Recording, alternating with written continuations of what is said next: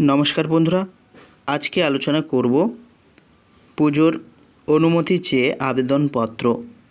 মাননীয় ভারপ্রাপ্ত আধিকারিক, পুলিশ স্টেশনের নাম, ঠিকানা, তারপর তারিখ লিখবেন, বিষয়ে লিখবেন পুজোর অনুমতি চেয়ে আবেদনপত্র।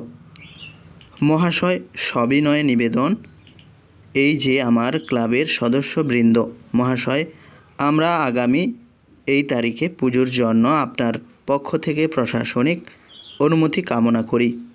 মহাশয়ের নিকট আমাদের বিনীত নিবেদন যে আপনি আমাদের গ্রহণ করিবেন, আবেদনটি আমাদের সাহায্য করিবেন, আমরা উপকৃত হব।